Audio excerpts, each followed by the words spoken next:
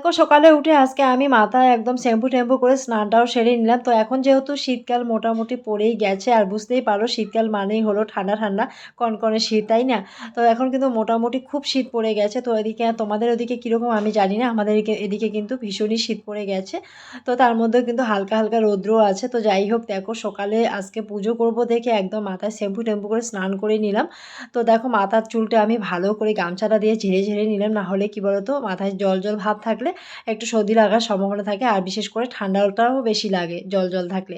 তো দেখো এদিকে আমি শাড়িটাও পরে নিলাম। তারপরে চলে আসলাম ঠাকুরঘরে। ঠাকুরঘরটাকে সুন্দরভাবে লেপা-মোছা করে আমি ফুল তুলতে গেলাম। ফুল তুলে দেখো আমি দুটো আমের পল্লব নিয়ে এসেছি। তো অন্যান্য ঠাকুরের ওখানেও ঘট বদলিয়ে দিয়েছি। তার সাথে এখানে আমার লক্ষ্মী মায়েরও ঘট বদলিয়ে দিলাম।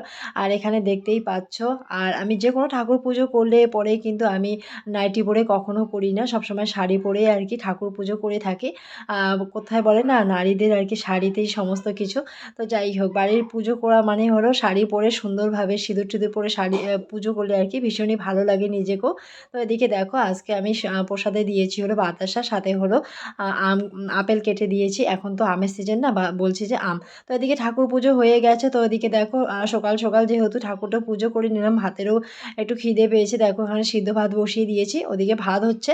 আর এদিকে দেখো আমি এই যে ঠাকুরের যে পুজোর শাড়িটা, সেই শাড়িটা আমি কেচে দিলাম। কারণ কি বলো তো এই শাড়িটা পরেই আমি সবসময় কিন্তু ঠাকুর পুজো দিয়ে থাকি। তো চলো বন্ধুরা আজকের মিনি ব্লগটা কেমন লাগবে জানি না। তবে যদি ভালো লেগে থাকে তাহলে অবশ্যই লাইক করো, কমেন্ট করো আর বেশি, বেশি করে সবার সাথে শেয়ার করো আর সাবস্ক্রাইব করে দিয়ে পাশে থেকো। টাটা।